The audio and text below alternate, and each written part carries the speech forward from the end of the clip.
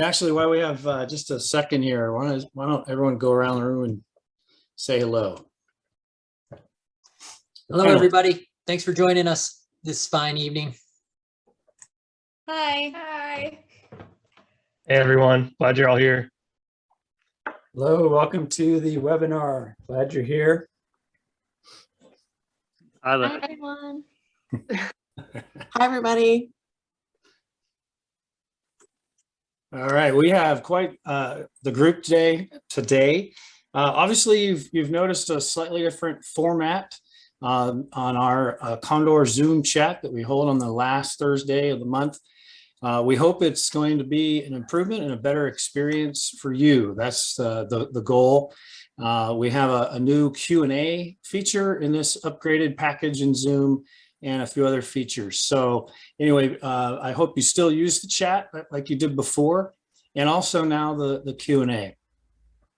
Another advantage of using the webinar format is, it's less distraction for all of you, the attendees. So thanks again for coming. A lot of you have heard about the Colorado fire. I want to give you a quick update. That's a fire in Big Sur that apparently was started by a brush burn of some kind, and it escaped from them. Thankfully, it's already 50% contained as of yesterday morning, and Evan drove by it this afternoon, and he could probably share a little bit more detail of how it's looking now. But apparently it's only 700 acres and not an immediate threat to condors or any of our facilities. So that's really great news. And I think only one structure was damaged. So hopefully that remains to be the case. Also, throughout this year, or last year now, 2021, we had a matching grant opportunity from the U.S. Fish and Wildlife Service. And I just wanted to mention that thankfully we met that goal this year. And more importantly, that this is a 5-year grant. So we'll be starting that matching grant opportunity again no later than April of this year. And our goal is to raise $365,000 in private funding to match that federal funding at the same level. So thank you all for helping us achieve that very, very important goal. That MC Gives contributions that were made went toward it, and all the giving that went toward condor recovery throughout the year. So thanks again. And we've already introduced the field crew today and everyone who's involved. So I'll just go ahead and turn it over to Joe Burnett. Thanks, Kelly. Thanks for the intro. And yeah, the Colorado fire, boy, what a reminder of fires can start anytime. We had a little break from the winter, and that's all it took. So yeah, it was a big time wake up call for us, but thankfully the birds are okay. And the residents are okay. Nobody was hurt. Condors weren't hurt. That's really the best case scenario. Big kudos to the Cal Fire for really getting on top of it. And again, we got the whole crew here today. And sadly, Grayson will be leaving us. Maybe Grayson, you can jump in here and tell everybody what exciting developments you have for your future. Yeah, I'm just got a job with the Institute for Wildlife Studies, and I'm about to go there and work with the bell sparrow on San Clemente Island. Very cool. Yeah, we're really proud of you, and that sounds like it's going to be an awesome position. And Carolyn, I hear you're interviewing for a couple spots. Yep. Yeah, just trying to figure out what I'm doing for next month. Awesome. Yeah, and that's really the whole goal. Get you guys set up for your next position. And yeah, we can't thank you enough for all the hard work and dedication you all showed, over the last course 5-6 months. It's kind of a roller coaster ride, and you got to see your babies go out. Yeah. Everyone's anxious to hear how they're doing. I am too. And yeah, so we're all here. We got Darren in the house, and Kara, Danae, and Evan. They have lots of cool stuff to update on. Yeah, we've had a lot going on, and we are entering nesting season, so we're excited to see what develops. There's definitely some high drama out there. But I guess the biggest news was the Colorado fire since our last update. We entered the new year with not this expected, very unusual to have a fire this time of year, and it was fueled by east winds, these kind of Santa Ana type winds. We still don't know the cause, but fortunately the vegetation was on the wetter side from the recent rain, so that was in our favor. It really helped firefighters get it out, and fortunately nobody was hurt. No condors were in the area. All condors are accounted for, so we're moving in the right direction. Rebuild update, exciting news there. We are moving right along, and the building plans are getting finalized. The site prep is pretty much there. So the fire cleanup is totally complete. Now we're just basically cleaning out different debris, and like this day we were removing these huge stumps that were left behind after the fire, and they're kind of in the way of where we want to put the cabins. So we were up there removing those. So that was pretty exciting to see. We're just getting closer and closer to when we can actually get building, start actually putting up buildings. So yeah, pretty exciting. And Kelly's been working real close with the architects on finalizing the plans, and then we'll jump in with the county and try and get everything rolling. So yeah, Hey, pretty exciting. Joe, that's a great opportunity for me to mention. It's the Paul Davis Partnership that's doing the architectural drawings. Yeah, big And we're kudos. really, really excited to have them. Awesome. All right. So we'll start right back to you guys down there in San Simeon. What's happening? What's going on down there? How those new release birds doing? Are they still cutting their teeth, or? Yeah, no, they're doing great. They're all just hanging out together around the pen mostly, but they've started like making little flights into the canyon. But yeah, most of the time they just hang around the pen and wait for something to happen. Yeah, so everyone obviously is anxious about a Nico, and people that I think regularly tune into the San Simeon cam, catch a view of all these birds. But obviously we're all a little partial to Nico. How's Nico been doing? Yeah, she's great. She's still pretty dominant at the carcass, and she has like this little rock that you might be able to see on the Explorer cam, like the rock that's near the pen. She likes to hang out in sun there and kicks other condors off of the perch in order to do so. So she's still being her normal sassy self. This is a great photo. This is the whole crew, looks like. Yeah, they like to hang out in this one pine tree. It's pretty cute. That's one's pretty close to the pen, right? Yeah, it's like by the water tanks. Yeah. Very cool. Yeah, any how are their interactions with the older birds, in particular 566, Mike's bird, and 711? Usually they do their best to give them their space, but actually 1042 started messing with 566. I've seen it 2 days in a row, like where she like picks a fight with him and then quickly learns that she shouldn't do that. And he'll like chase her around a little bit, and she usually stops after that, but she seems to be pretty feisty with him sometimes. Man, I think you guys might want to get internships in photography, because these are pretty amazing photos you were able to pull off this since the last update. Lots of Jan Hamber here. She is looking really good. Yeah. She's actually, she was with the original release, the first one's release, and she hasn't really left the pen area yet. So That's good. Yeah, that's okay. I don't mind the baby steps. They got a long life to live. Yeah. So, and this time of year, the weather's kind of, you never know when the next storm's going to blow in. And, I think everybody watched that too, is the drama unfolding of these birds getting hammered by those storms. And San Simeon, it was significant. Even some snow and high winds. And they had the book thrown at them. Yeah, but at least they all had each other. Yeah. So I think a lot of people wonder that, who are watching, how do these birds survive this? And I think nature designed them well.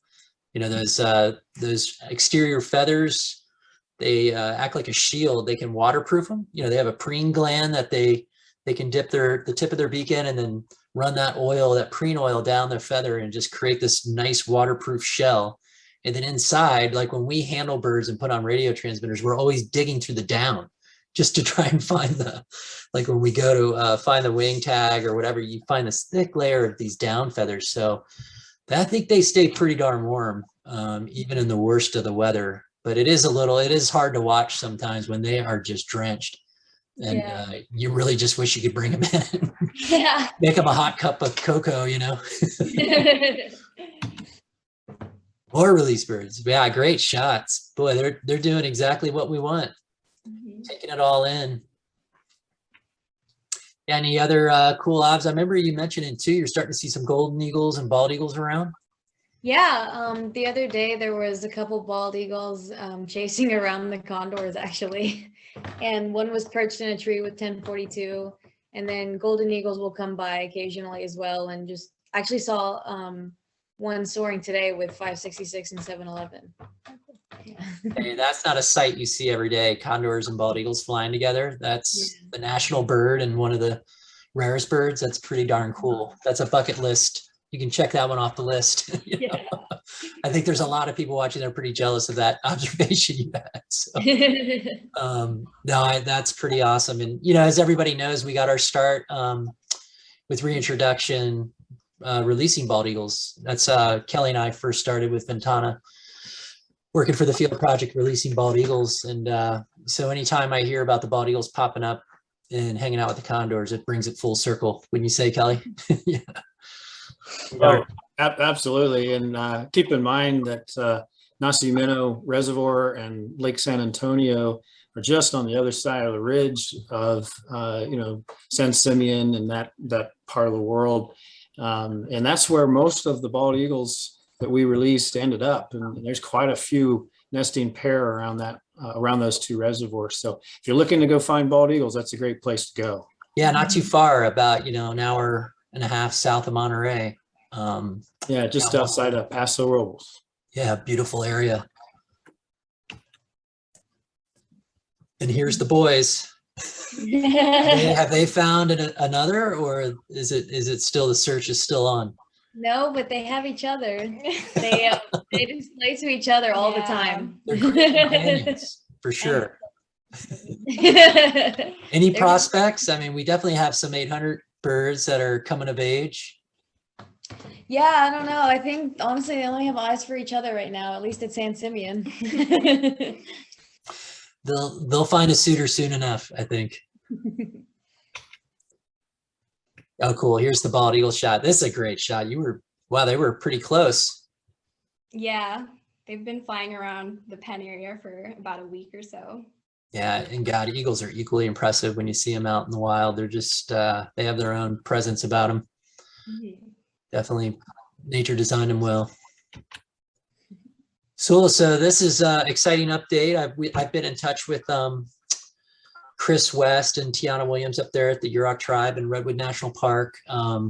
We still have their birds at San Simeon, but they are getting very close to finishing their release pen. I'm going to be heading up either next week or the week after to help them with some final preparations for the release pen. And then we hope to transfer these 4 up. It's looking like potentially in March. Again, weather could delay stuff, and construction delays, but boy, they're really doing well. They're really progressing well up there. It's pretty impressive. They had a huge snowstorm hit up near where they're building the release site up in Redwood National Park. And so they had to contend with some serious weather, and it delayed things a bit. That's why we've pushed back the transfer a few weeks, but they're catching right back up. But it's a beautiful site. Everything's coming together pretty well. And yeah, I look forward to going up and helping them out, helping them hit the finish line. So yeah, how are the 4 Yurok birds looking? Are they looking probably jealous, huh, of seeing all their buddies outside? Yeah, they all hang out in the DVT all day long. Just dreaming of that day they're going to be free. So yeah, I can't wait. Yeah, their brains are going to explode when they get up to Redwood National Park. That's for sure. I know I'm blown away every time I go up there. So pretty exciting. All righty. And it looks like we've had some other, here, this is, beautiful shots. God, you guys are taking amazing photos. Thank you. But they're really ready. I don't know if everyone knows, but there's 2 of the Yurok birds are a year older. So they'll be a little more experienced when they go out, or at least a little more mature. So yeah, that'd be pretty exciting. That's 969 and 973. And then 1010 and who's the other 1045? Those birds are similar. They're the same age as 10, as a Nico and the others. So that'd be good to have a little age diversity in that first release group. So we're pretty excited. That photo on the right, boy, he's looking pretty crusty. Yeah, that was right after putting his head in the carcass. So. Oh, that's why. Yeah. He's got to clean it up a little bit, man. Come on, polish it. Oh, look at this. Oh, I love when they do this, when they hang out and nuzzle. Yeah, that day they were actually all like sitting out in front of the pen and like just like really cute, nipping at each other like in a nice way, but like through the cage though. What? Through the cage. I think it's through the cage. Really cool. Just shows you how social they are. Just they form these bonds, and who knows if one day out in the wild these two ever meet up again. If they make that journey between Northern California and Central California, how cool would that be? Yeah, they were like two peas in a pod when they were all in the pen too. So it's cute that they still are like that, even when one is released and one's not. That's really cool. Oh, what a great shot. All right. Wow, look at this. We got some maps. Everyone loves the maps. I love the maps. Take it away, Evan. Yeah, great. Yeah, so every year we put together a report for U.S. Fish and Wildlife to share our observations, and this was one of the maps I created for that report, and I wanted to share it with everyone because I think it really highlights our observations of an expanding population, and what you're seeing in the gray shaded area in the background was the 2020 range, and in the red was the 2020 range of all the birds that had GPS units on, and comparing those two, we saw some expansion to the north and into new areas to the south as well.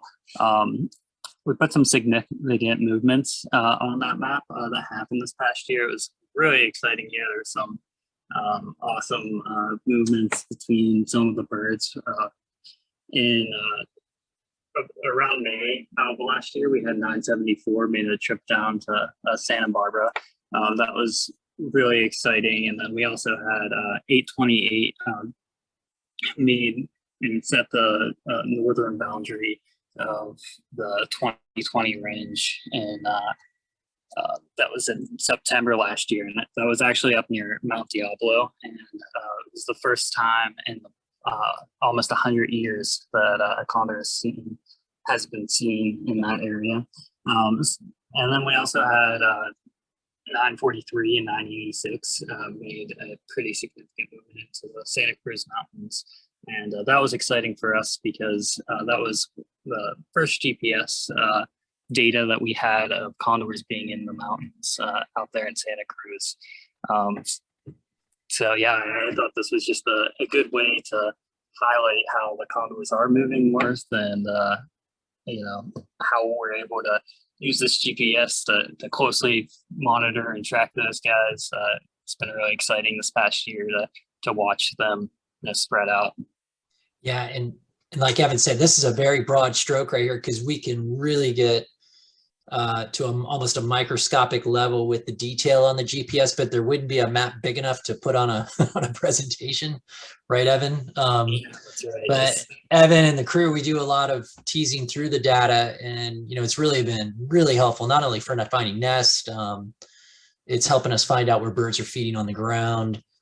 Just important areas that, like for Mike and his non-lead outreach, it's been really useful for showing us these higher risk areas these birds might be feeding in, and we can target for non-lead outreach and free ammo. So yeah, the GPS is just really a jackpot of data. I mean, we just can't get enough of it, honestly. And but I think the map really tells the story. I mean, the movement in the Santa Cruz Mountains, God, that was really, really cool. We'd had one record of a condor up in Santa Cruz, and it was not through GPS. It was through a visual on a ranch up near Pescadero, which is just near Año Nuevo, which Año Nuevo is a big elephant seal colony, which condors could potentially feed on and find carcasses. So we that happened over 5 years ago, but it was nice to see the GPS now confirm. Now we're seeing more regular. We're going to start hopefully see more regular movements up in the Santa Cruz Mountains, and then of course up towards Livermore and Mount Diablo. You know, that definitely was historic condor country. So it's really cool to see the birds kind of refilling the niche. You know. Yeah, for sure. And, we have a lot to look forward to this year. We got a big batch of new GPS units we're going to be putting on birds.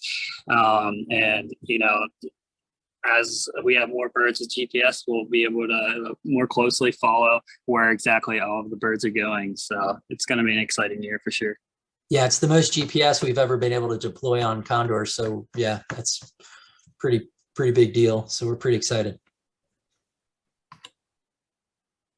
So the population, last update, we were at 91. Unfortunately, we did lose a bird since the last update, Condor 915. That bird is currently, we send the birds to Ashland, Oregon. Fish and Wildlife Service is performing a necropsy. That's about all we can say at this point. Just really sad to lose such a promising young condor. All these birds are equally valuable, but 915 was really hitting her stride, and yeah, it's just it's always a setback. But at the same time, we just released the 6 at San Simeon, and we're coming off a great nesting year, 6 birds fledged in the wild, which ties our record. So now we're getting ready for nesting again, which is crazy to think about. We're gonna have birds starting to set up shop here and start laying eggs here really soon. So yeah, sad note, but again, overall the flock's moving the right direction. We're at 90 birds. We're hoping to get back up to that 100 bird mark here by the end of 2022. And yeah, we're anxious to see how many birds we get to release this year. We're still waiting to hear. From what I've heard, we're going to have more to release, so that's exciting. And then we just hope for another great nest year. So we should be bumped right back up. Any other, Darren, you want to add anything, or anybody from the crew? Anything I might have missed? I think you're good. I think you covered everything I was thinking about mentioning. Cool.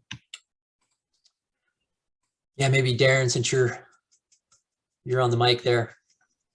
Yeah, sure. I'll just a quick update, everyone, on 663 Junipero. Again, this is a bird that was seen a few months ago with a pretty severe leg injury. And this photo was taken, I think, in about mid-December, early December. And he's doing all right out there. I mean, he's doing the best he can, but he's still getting food, it looks like. More recently, in the past month, he's been hanging out over at Pinnacles National Park. He's not picked up like by signals or seen every day, but it does seem like most of the time when he is detected, he's over that way, likely getting food and hanging out with birds over there. And yeah,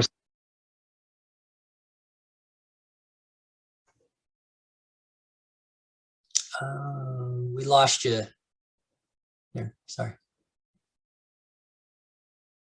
Oops. Yeah, maybe unmute again. Sorry. Can everybody hear? Can you hear me now? Yeah, we got you. Sorry. Okay.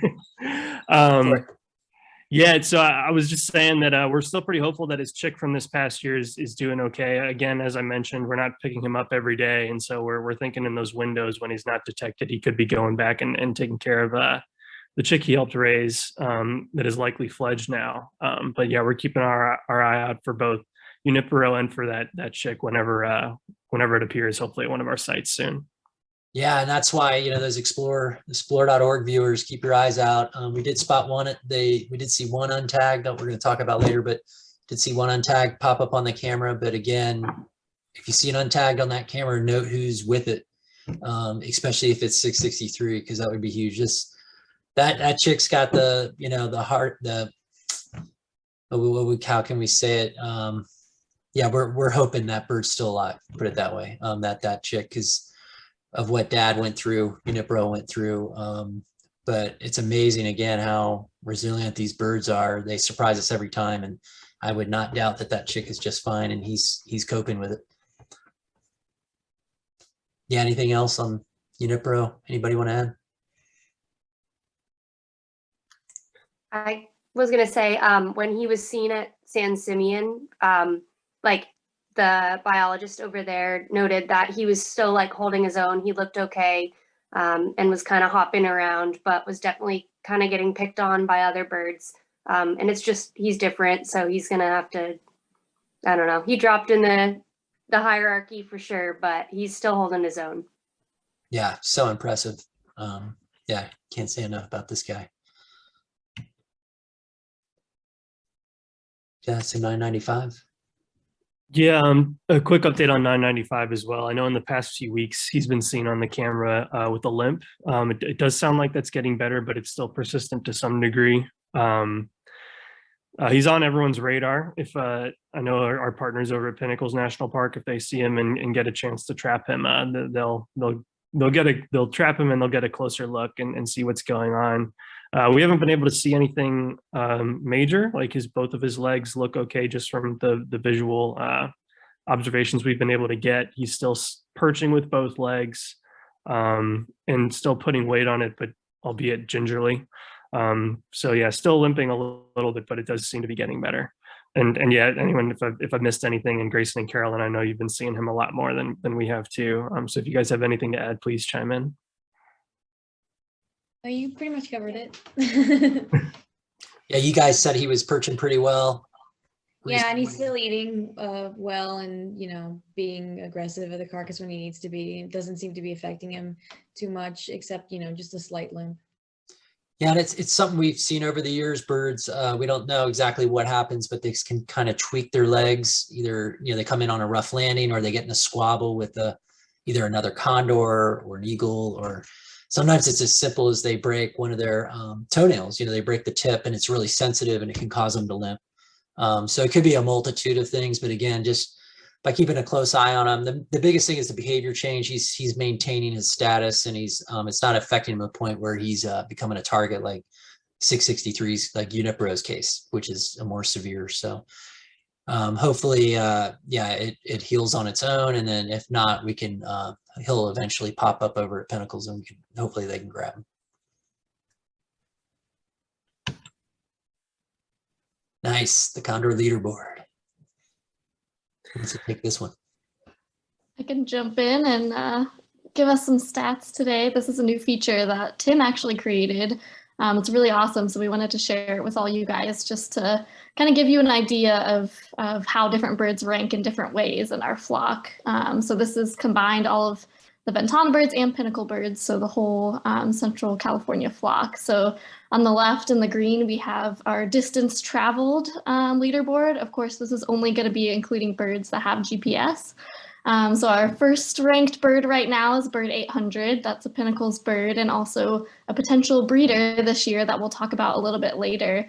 But you can look at his distance traveled. This is over the past month.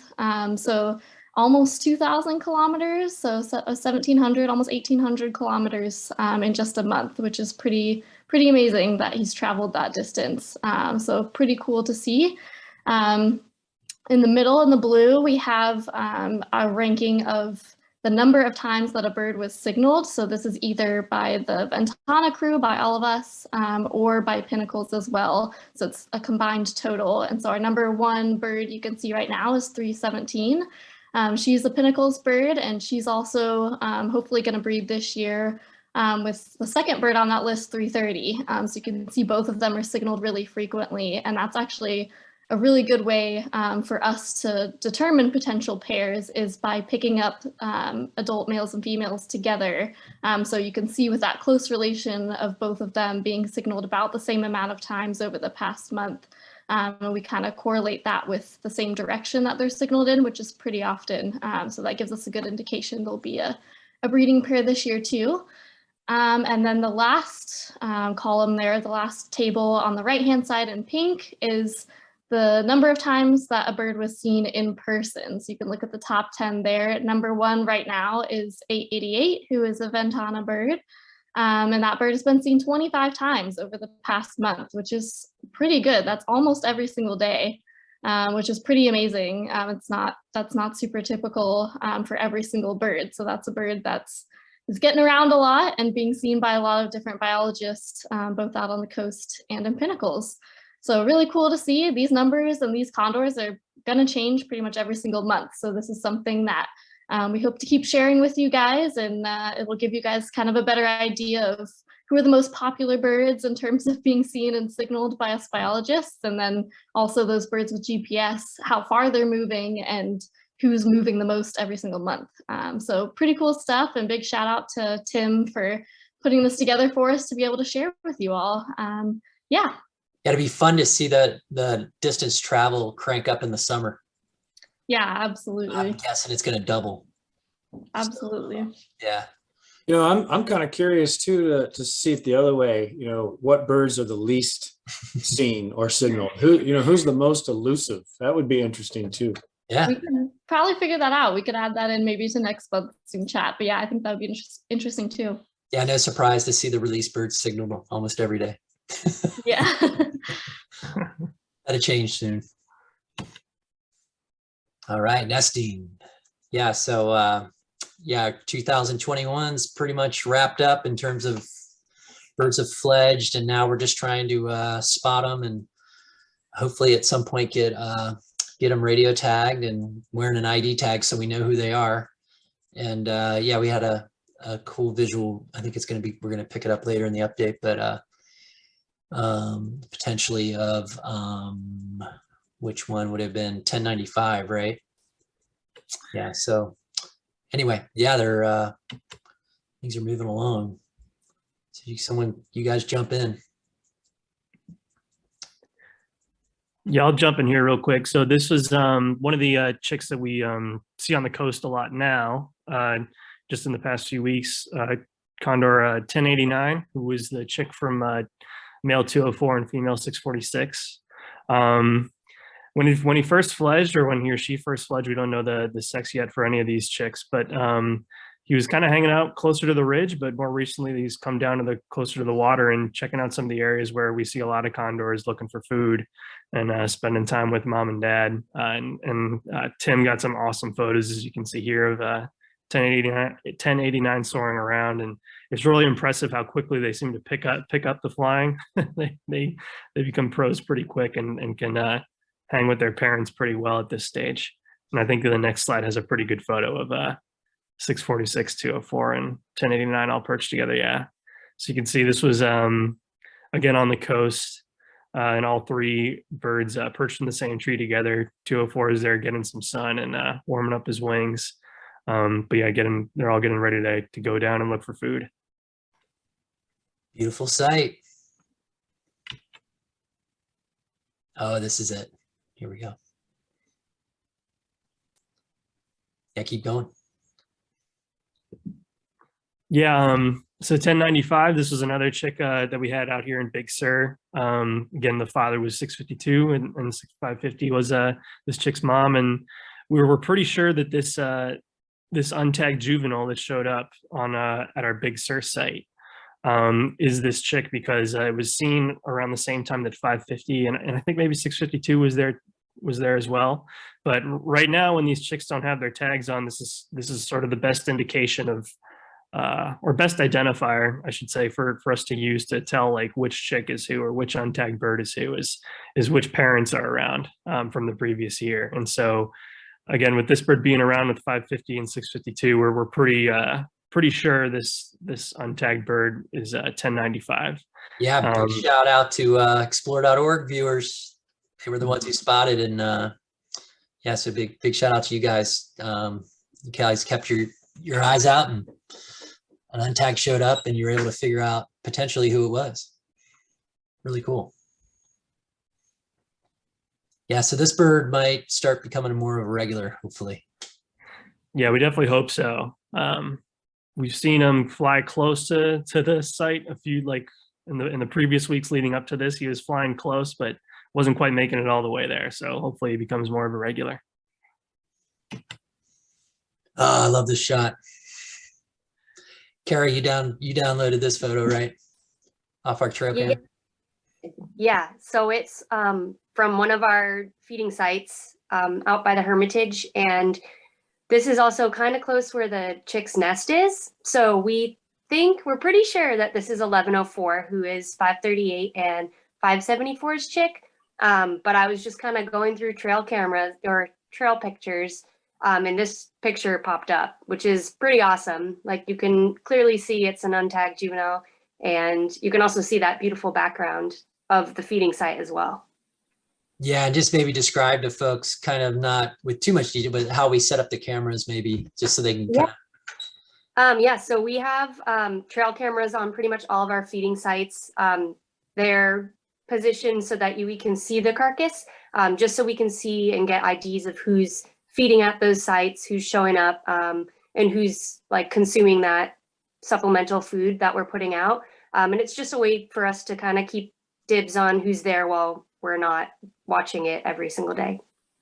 Yeah, this has got the most spectacular backdrop. I mean, all of our cameras have pretty spectacular backdrops, but this one ranks pretty darn high. Yeah, that's looking down the south coast of Big Sur, which is unbelievable. But this is a pretty wild area, that area to this that you're seeing behind the bird. It's probably one of the most remote stretches of the Big Sur coast. So it's really perfect for condors and a great place for these birds to be. So yeah, what a great shot.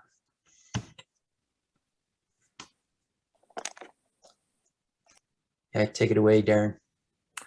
Yeah, so moving now into our this upcoming year of nesting. I can't believe it's already here. This 2021 birds just fledged like yesterday, it feels like. But yeah, we're keeping our eye out for a few pairs that we're pretty sure. Some that we're pretty sure will end up nesting here soon, and some who have been together for a while but haven't nested. But I'll go through each of those here. So 477 Phoenix and 190 Redwood Queen, they attempted to nest last year, but unfortunately their nest failed. We're pretty confident though that they will give it another go this year. And they've still been seen together a lot more. It seems like more often than not, they're either picked up from radio tracking together or seen together whenever they are seen. So we're just real quick, Darren, if they do decide to nest, we have and hopefully in the same tree, we have the cam ready to go. So I've been working with explore.org, and we're just waiting to get a little more sunshine before we turn on that camera. Mm-hmm. Yeah, and these yeah, definitely keeping our fingers crossed. These next couple pairs on the Big Sur side are pairs who have been together for a while, but we haven't seen them nest in a long time. But we have seen them displaying and copulating, so that could be a potential sign that they will nest this upcoming cycle, which would be pretty exciting. And yeah, so those two pairs that I'm talking specifically are about our 209 Shadow and 171 Traveler, and then also 168 Beak Boy and 208 Solo. So it'd be pretty cool if they nest this year after kind of taking a break, maybe taking a vacation a little bit from from having kids. But yeah, it would be pretty sweet if those guys end up nesting again. And then yeah, a couple pairs over at Pinnacles that we're pretty confident will nest this year, or definitely seems that way. 330 and 317, who have both nested over that way before, not together with other birds. This will be the first year that they've paired up, but both of them have nesting experience. 700 and 726, or what we think will nest again. I think they attempted last year, but they unfortunately had a nest failure. And then 342, 36, those two birds have been going pretty much every year, at least for the past few years. So they might give it a go again. I mean, they just raised and successfully fledged a chick in 2021. But that hasn't stopped them previously from nesting in consecutive years. So we're hopeful we'll see them do that again.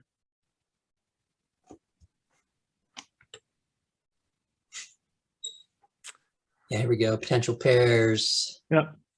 Yeah, so this is 190 and 477, the first pair I mentioned, who we're hoping to see nest again here on the Big Sur coast. And that hopefully will be in that same tree that we have the camera set up on. Yeah, and Phoenix came in and when we lost Kingpin, and he's kind of taken upon the role of for Redwood Queen and filled in the that position, which is actually pretty good considering Phoenix himself fledged in the wild and survived a fire. So it's almost and it's amazing that it's come full circle like that, that a bird that actually survived a fire and fledged in the wild is now nesting at that redwood where 167, and in Nico we had all that drama during the Dolan fire. So yeah, I think it's a great pairing, and yeah, boy, I hope they use that same redwood. It's a great one. Oh boy. Love is in the air. We got the heart symbols on here. So what's going on the right here? Is that Beak Boy and Solo? I think so. And yeah, I'll throw it too to the rest of the crew. I know they spend a lot of time putting these slides together, these upcoming slides together. So if you guys have input, please share. Yeah, just fire away. Mm-hmm. I worked pretty hard on that heart emoji there. Yeah, that is 168 and 208, and that was from the Explore Cam in Big Sur. So shout out to people who are watching on Explore and pointing those breeding behaviors out. It's really helpful. And yeah, definitely seems like this is a pair that could breed this year. So we're keeping our eyes on them. Yeah, and they're pretty proven. They have taken a break, but they have produced a lot of chicks in the wild. Yeah, we're not quite sure why. Again, we're kind of learning about the birds as we go. This could be normal. It could be maybe just something else going on. There's some drama behind the scenes we haven't seen of going on, but yeah, it's they were one of our more consistent pairs early on. So yeah, we're pretty excited to see them give it a go. And yeah, these two are super active on the cam. I think that when every time I look at Explore, there's a comment about 171 or 209. Yeah, that's definitely their zone. I mean, the Big Sur site is sort of they've kind of claimed as their territory. I know all the birds are there all the time, but 209 and 171 seem to be the ones who you take the most ownership of it. And yeah, they're pretty active there on the cam. And definitely at this time of year, you'll see a lot of this breeding activity between the both of them. Yeah, the displays are pretty apparent, but maybe someone could do their best of trying to describe a display, courtship display. This would be fun. Danae, I see you. All right, I'll do my best. Yeah, everyone's like, yeah, so courtship is typically the male displaying to the female. It can be both in some cases, but the males will they'll stretch their wings out, not a full wingtip to wingtip spread like they do when they're sunning. They kind of droop their wings a little bit. The male will usually inflate a lot of their air sacs in their face, in their chest, that crop. Even if the crop is empty, they'll puff it up with air so it looks really full, and they'll kind of stretch their neck out as far as it'll go and make some fun little like dance movements with their legs. They do some like big steps with their feet and sway back and forth, kind of swagger with their heads and necks all puffed out. So it looks a little funny, but the female condors are definitely into it. Sometimes the male condors, as I know Carolyn and Grayson have seen with 566 and 711. But that's kind of the precursor to a potential copulation, which you can actually see in these photos. These are also taken from the Explore Cam in Big Sur. And this is 209 on top there and 171 on bottom. And they're kind of working out the kinks of getting back into breeding season. 209 just kind of figuring out what he's doing up there. But that was a great sign that this is another pair that could potentially breed this year. And yeah, we all love seeing those displays. All the males do it, and the females sometimes too. So it's really cool to see. And if you are watching the cameras this time of year, definitely keep your eye out for it. Yeah, and exciting development that's happening behind the scenes. We get updates from the zoos, and so far, Oregon, San Diego, and LA zoos have all reported eggs from their captive pairs. So their nest season is officially kicked off in captivity, and we don't have any reports of any wild eggs yet in Arizona or California, but pretty much any day now, especially getting into February, we expect a pair to pull the trigger and give us an egg. So yeah, it's getting right on the cusp. And for those of you watching the cams, yeah, when you see these pairs that are regularly seen together, when you see only one showing up pretty regularly, that's usually a sign that they might be in egg lay mode. So it's pretty exciting. If you're staying in tune with the bird patterns, it's pretty obvious when you see one of them stop showing up. Oh, and here we go. Oh, these are more awesome Tim photos of some of the Pinnacles pairs.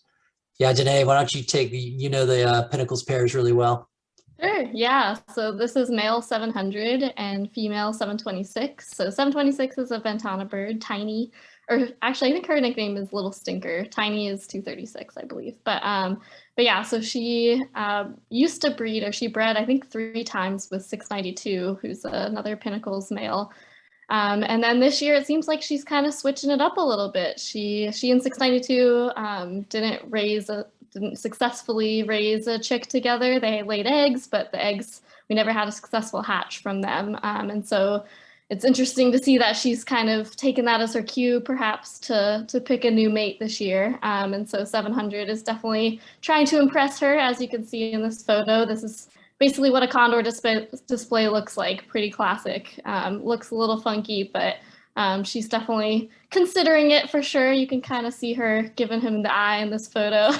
She's on the fence though. I don't think she's totally convinced in this one. Yeah, she looks a little skeptical, and she definitely has a lot of options. There's a lot of males in our flock that are ready to breed and not a lot of breeding females. So we'll see if they end up together, but they've definitely been seen together a lot in Pinnacles. And so it seems like they're a pair that could potentially breed in the park this year.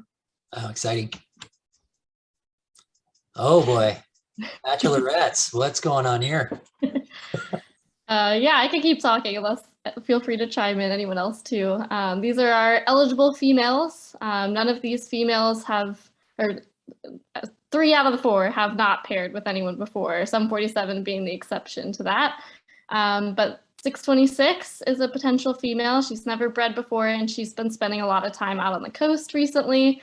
So it seems pretty likely that she could end up with potentially one of our coastal birds, one of our older males, perhaps. So definitely we're keeping an eye on her. 747 is a bird that bred, I believe, in 2020, and she had been seen with a new male, but this year it seems like she's kind of looking around, weighing her options, and it seems like the crew at Pinnacles isn't quite sure who she's going to end up with, but she will probably breed out near Pinnacles area. And then 825 and 828 are both young females, but they are right at breeding age right now. So neither of them have ever attempted to breed before, but they're of age. So they are definitely looking around. I know 825 has been really popular with a couple different males at Pinnacles, and then 828 has kind of been all over. She was, when Evan was showing that map, she was a bird that had kind of made some of those big movements north of, Diablo, yeah. of the 2020 range. Yeah, up to Mount Diablo. She was the bird that went up there. So we're definitely keeping our eye on her. We haven't noticed in particular, I don't think, her with any specific males, but she's definitely hanging out and could be a bird that either breeds on the coast or at Pinnacles. We're not super sure yet. But so these are kind of our females to keep an eye on. And yeah, these are the males, our eligible bachelors. So I think my personal favorite over there on the left, 219, Puff Daddy, he's definitely a favorite amongst biologists, and I think amongst potential breeding females too. So he's definitely an older male. He's raised chicks before successfully, and has proven to be a good provider. So I think he would make a good mate for one of those potential females. And then 631, it's another bird that has been displaying to a few birds at feeding sites, as well as displaying to another male on the far right, 745, Pinnacles male, has been spending a lot of time out on the coast. And the two of them have kind of been having some display offs, if you will, like with each other. So either they're interested in each other, or they're trying to figure out who might be a better mate. So pretty cool to see that behavior happening. And then 665 is another bird that's been seen showing some displaying behavior out here on the coast. So we're keeping our eye on these guys as well. Yeah, so little backdrop for those that followed us for the last couple of years. 219 raised Eva, who we evacuated last year right before the fire, or I'm sorry, in 2020, before the fire hit her nest site. And unfortunately, he lost his mate at that time, a big Sur female, 231. And so, yeah, he's in the process of finding a new mate. So there's a lot of options out there, thankfully. And there's potentially some other drama developing with him. But I'll let you keep going through the other bachelors here. Yeah, sure. These are just a few more. Most of these birds are birds that hang out at pinnacles, but it's including 840, who's a Ventana bird, Tyrian. And all three of them are really, really definitely displaying and showing a lot of interest in females and showing a lot of good dominance behaviors with each other. So these are just three other birds we're keeping an eye on this year. Yeah, and if you've noticed, we have like the ratio is roughly 2 to 1 with our available males to females. And that wasn't by design, it's just kind of how it's happened. But so there's definitely more males out there for the females. So yeah, ideally you have it the other way around. But yeah, so these females have the males are gonna have to compete for these females that we have. Display off. Oh, this is great. This is a pretty great photo. Another one of Tim's. As per usual, Tim takes some awesome photos. This is in the high peaks at Pinnacles National Park. So you can see some of the birds are labeled there because it's a little confusing, but in the back, we're kind of at the top of that photo. 840 is displaying to Pinnacles female 825. So those are two of our eligible bachelor and bachelorettes we've talked about. And then kind of on the left and farthest in front there is 827 and 800, both males, and they're both displaying to 747, who kind of looks like she's running away a little bit in that photo, so maybe she wasn't too impressed that day, I don't know. But they were definitely both displaying to win her affection and kind of having a little competition there. And then on the far right, we have a really young female, 970. She was released at Pinnacles last year, and she's kind of just checking it out and see what's going on. This is probably the first time that she's ever really seen displaying up close. And so she was probably just curious and wondering what all these birds were doing. So definitely a really awesome photo. And if anyone's over near Pinnacles this time of year, hiking up into the high peaks, this is definitely something you can see this time of year. Just birds love displaying on those rocks up there. So pretty cool to see.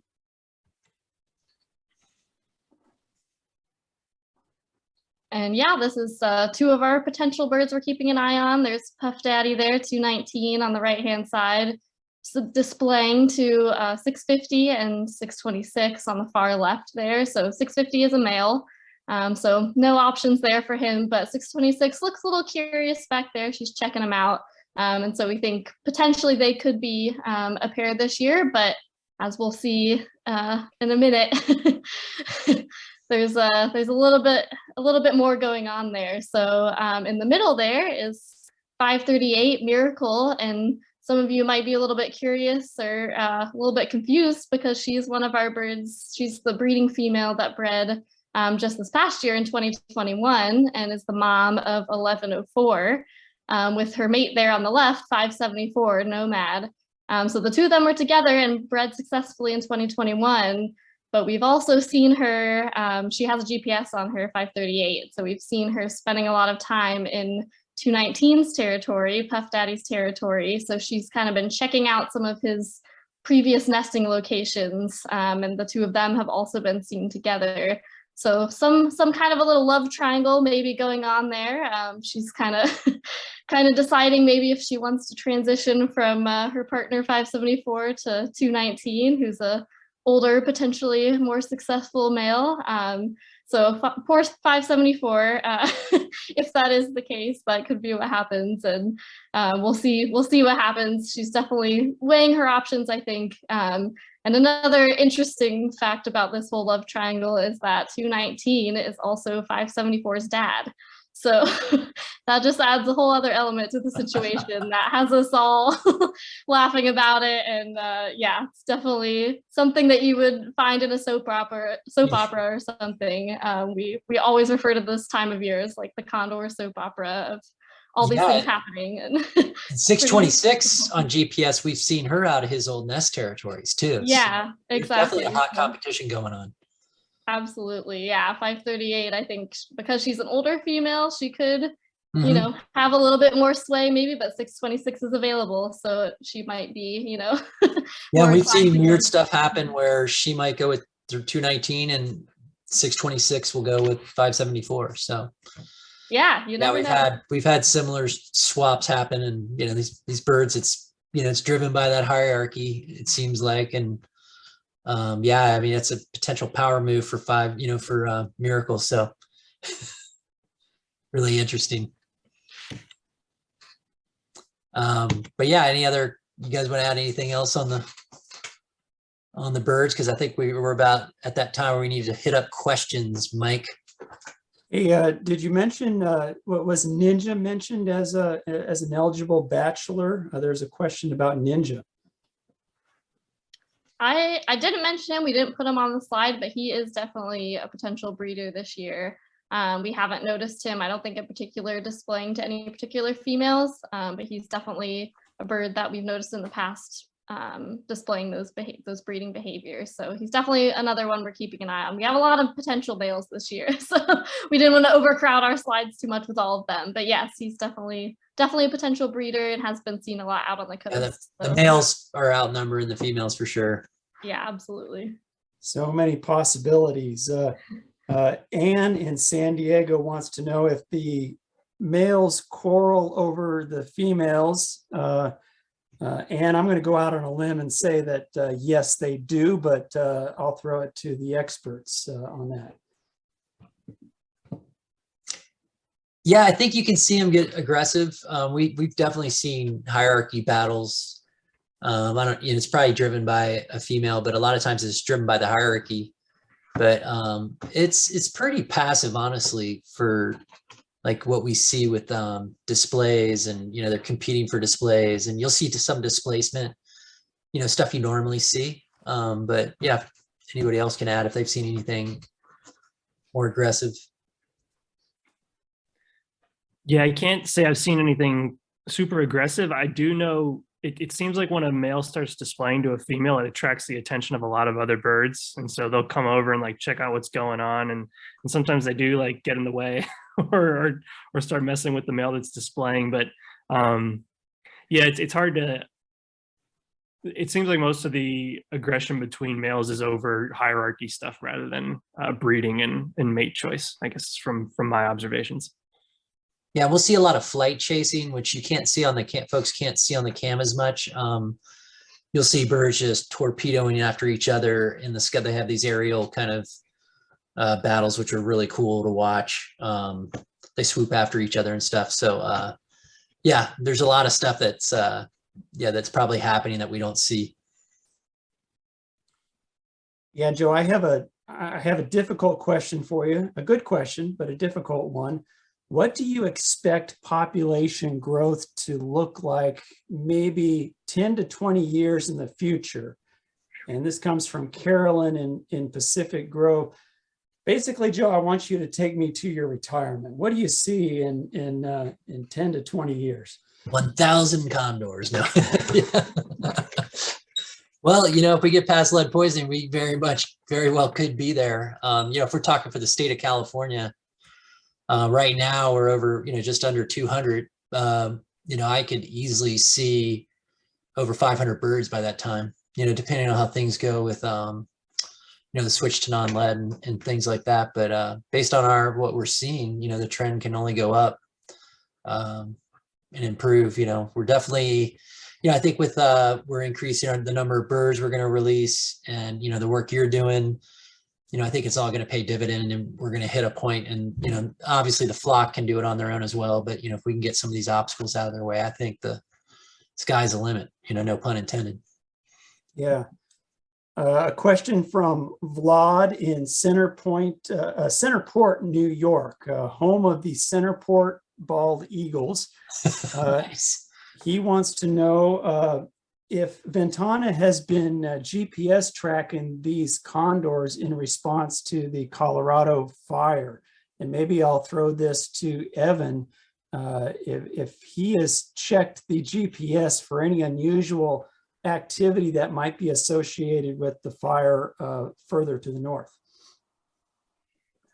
Yeah, certainly. We've been monitoring the GPS on a day-to-day basis, just seeing if any birds have gone in that area. Fortunately, that specific area isn't an area that condors regularly hang out at. So there haven't been any birds up that way. I think the farthest north I've seen a condor in the past week was near Andrew Malera State Park, which is still quite a bit away from that fire. So There's also other things that we can do, such as setting geofences, which will trigger alerts and things like that. If a condor crosses into a certain boundary, and we use those to notify us, and we set up one around that fire. That's good. Thank you, Evan. And it's certainly good news that the condors don't seem to be in the path of that fire. I have a question from Angela in Wyoming, wanting to know what are some of the companies that are manufacturing copper bullets. And I'll basically tell you, Angela, that those companies that are making lead bullets, most of them are also making a non-lead brand as well. And I know you're having difficulty finding them.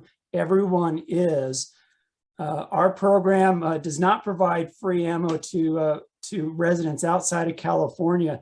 But if you have some questions about availability and where to find certain things, please shoot me an email and I can provide some resources.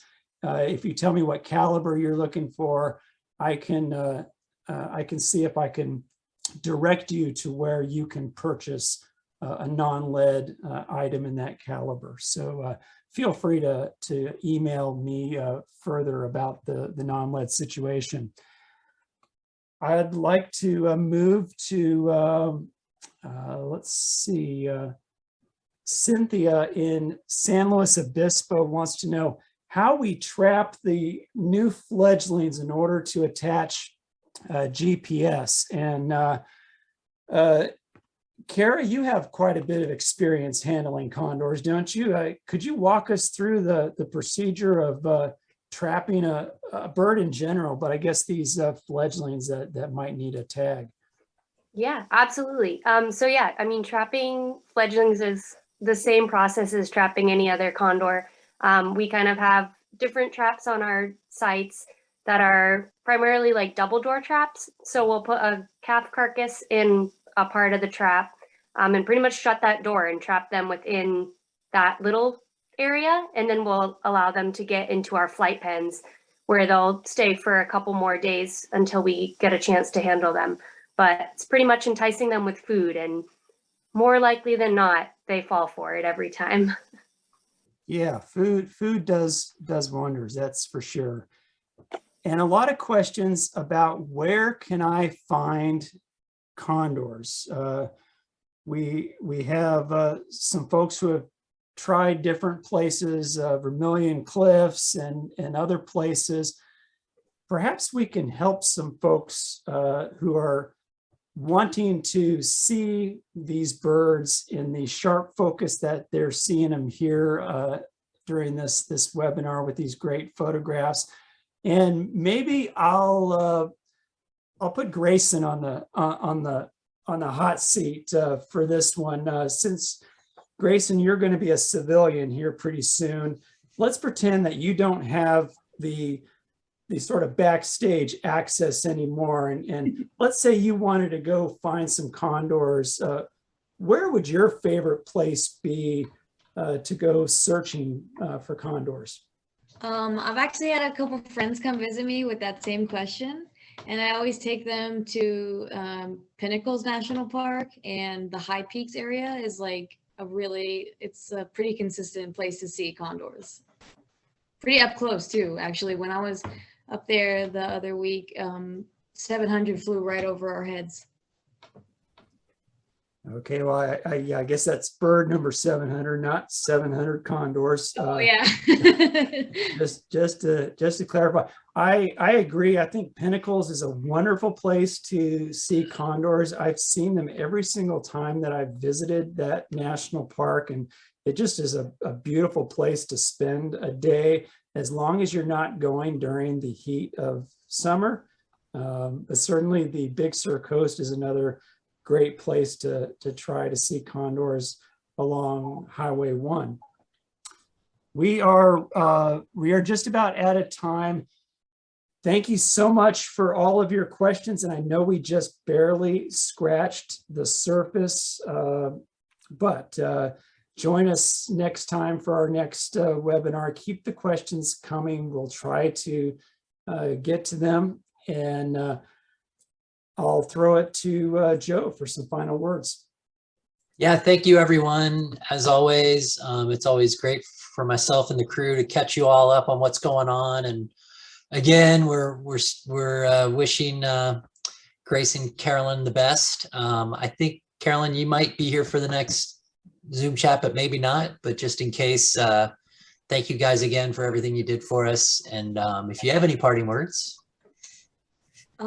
Just, keep doing what you're doing. We love Condors and we love this organization's message and can't wait to see where it goes from here. Yeah, we can't wait to see where you guys go. Pretty exciting. So thank you. And yeah, thank you everyone for joining us again. And yeah, we look forward to the next one. And yeah, thanks for bearing with us through our new format here, the webinar. But I think it went okay. How many complaints of those comments, Mike, or comments? But yeah, anyway, this was a new frontier for us, but I think it's I'll share those with you later. Yeah. And thanks for the folks who submitted questions in the Q&A. I know some of them got answered by various folks, and appreciate those who have jumped in with responses. And we'll try to keep the answers coming in our next webinars. All right. Thank you, everybody. It's great to see you. I hope to see you next time.